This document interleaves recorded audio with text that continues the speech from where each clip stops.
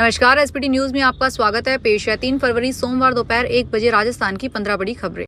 राजस्थान विधानसभा में बजट सत्र का आज दूसरा दिन है। विधानसभा में प्रश्नकाल शुरू होते ही पहले सवाल पर हंगामा हो गया। कांग्रेस विधायक चेतन पटेल के पीपलदा में अतिवृष्टि से प्रभावित फसल खराबे से जुड़े सवाल पर नोकझोंक हुई। कृषि मंत्री किरोड़ीलाल मीणा की अनुपस्थिति में ग्रामीण विकास राज्य मंत्री ओटाराम देवासी के जवाब पर विपक्ष ने आपत्ति जताई। विधानसभा में प्रश्नकाल और शून्यकाल की कार्यवाही के बाद राजस्थान विधि विरुद्ध धर्म संपरिवर्तन प्रतिषेध विधेयक 2025 को सदन में रखा जाएगा। बजट सेशन के तीसरे दिन सोमवार को विपक्ष ने लोकसभा में महाकुंभ में भगदड़ में हुई मौत को लेकर जमकर हंगामा किया। विपक्षी सांसदों ने स्पीकर से कहा कि सरकार भगदड़ से हुई मौतों का सही आंकड़ा जारी करे। इस पर स्पीकर ओम बिरला ने कहा कि राष्ट्रपति ने अपनी स्पीच में महाकुंभ का भी जिक्र किया है। अभी प्रश्नकाल है, इसलिए इस समय दूसरे किसी भी विषय पर चर्चा नहीं हो सकती। इसके बाद भी विपक्षी सांसद हंगामा कर रहे हैं।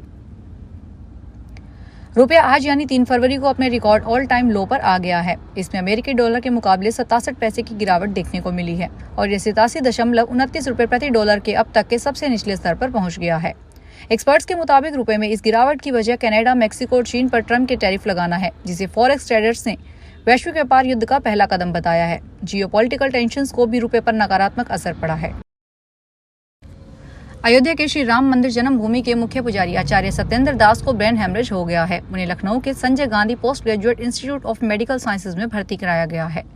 डॉक्टरों के अनुसार उनकी हालत नाजुक बनी हुई है। रविवार देर रात आचार्य सत्येंद्र दास की तबियत बिगड़ने पर पहले उन्हें अयोध्या के सिटी न्यूरो केयर हॉस्पिटल ले जाया गया, जहां उनकी स्थिति को देखते हुए डॉक्टरों ने लखनऊ रेफर करने का निर्णय लिया। एम्बुलेंस से उन्हें लखनऊ लाया गया, जहाँ आईसीयू में उनका इलाज चल रहा है। भरतपुर के मास्टर आदित्येंद्र स्कूल में एक साथ 350 बच्चों ने सूर्य नमस्कार किया। प्रदेश के सभी स्कूलों में आज सूर्य नमस्कार किया गया है। शिक्षा विभाग यह अनुमान लगा रहा है कि पिछली बार से इस बार ज्यादा बच्चे सूर्य नमस्कार करेंगे। इस बार पिछली बार का भी रिकॉर्ड टूटेगा। कक्षा 1 से 5 तक के बच्चों को भी सूर्य नमस्कार में शामिल किया गया है। शिक्षा मंत्री मदन दिलावर के अनुसार इस बार पिछली बार से ज्यादा बच्चे सूर्य नमस्कार कर रहे हैं। पिछली बार प्रदेश में 1,33,00,000 बच्चों ने सूर्य नमस्कार किया था।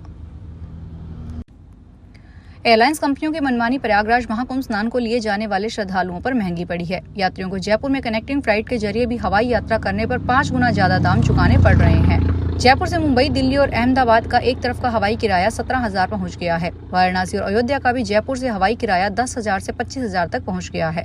जयपुर से दिल्ली की हवाई यात्रा भी 2 से 4 गुना तक महंगी हो गई है। बसंत पंचमी पर महाकुंभ का तीसरा और अंतिम अमृत स्नान जारी है। हर हर महादेव का जय घोष करते हुए साधु संत स्नान के लिए संगम पहुंच रहे हैं। सबसे पहले पंचायती निरंजनी अखाड़े के संत संगम पहुंचे, फिर सबसे बड़े जूना अखाड़ा के साथ किन्नर अखाड़े ने अमृत स्नान किया।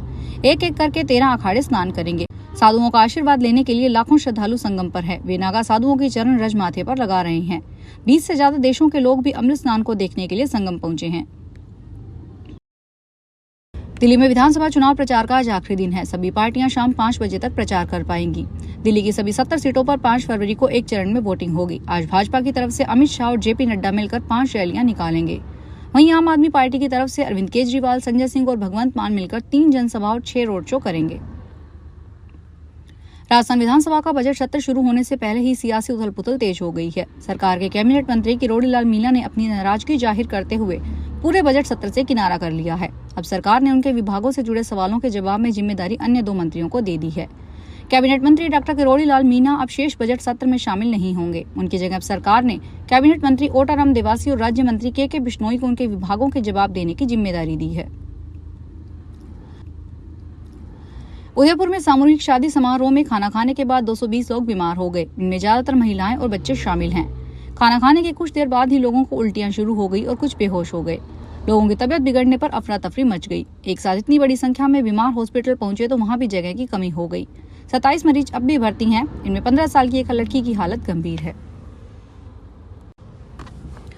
सीबीएसई ने 10वीं और 12वीं की परीक्षाओं के लिए प्रवेश पत्र जारी कर दिए हैं। परीक्षा 15 फरवरी से शुरू होनी है। दोनों परीक्षाओं में इस बार करीब 44 लाख विद्यार्थी शामिल होंगे। प्रवेश पत्र स्कूल स्तर पर डाउनलोड होंगे। स्कूल लॉगिन आईडी से प्रवेश पत्र डाउनलोड करके सभी स्कूल अपने अपने विद्यार्थियों को वितरित करेंगे। टाइम टेबल 3 दिसंबर को जारी कर दिया गया था। सभी स्कूलों को सुरक्षा व्यवस्था के लिए निर्देश पूर्व में जारी कर दिए गए थे। इस बार उन्हें स्कूलों में सेंटर बनाए गए हैं, जहां सीसीटीवी कैमरे की व्यवस्था है। राजस्थान में दूसरा फ्लाइंग स्कूल भीलवाड़ा के हमीरगढ़ में खुलेगा। राज्य सरकार ने सभी जरूरी स्वीकृतियां जारी कर दी है, जिसके बाद अगले 1 साल के भीतर स्कूल में 2 तरह के कोर्स की ट्रेनिंग शुरू होने की उम्मीद है। पहला फ्लाइंग स्कूल किशनगढ़ में शुरू किया गया था। फ्लाइंग स्कूल की खास बात यह है कि इसे 2 जिलों की सीमा पर बनाया जाएगा। राजस्थान सरकार ने उड्डयन विभाग को कुल 125 बीघा जमीन पर 30 साल की लीज पर दी है।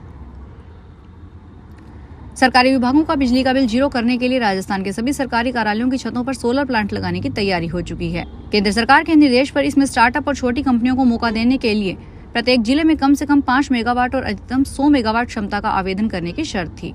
इसमें गुपचुप तरीके से प्रदेश के 2 जिलों के लिए नियम में संशोधन कर दिया गया। इसमें जोधपुर के लिए कम से कम 25 और जयपुर के लिए 35 मेगावाट क्षमता की अनिवार्यता जारी कर दी गई है।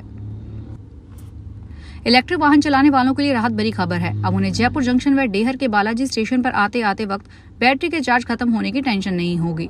अब वो अपने व्हीकल की लो बैटरी देकर दूसरी फुल चार्ज बैटरी ले जा सकेंगे। दरअसल जयपुर जंक्शन व डेहर के बालाजी स्टेशन पर बैटरी स्वैप चार्जिंग स्टेशन बनाए जा रहे हैं। इसके लिए रेलवे ने निजी फर्म से करार किया है। महज 1 महीने में यह सुविधा आमजन के लिए शुरू हो जाएगी।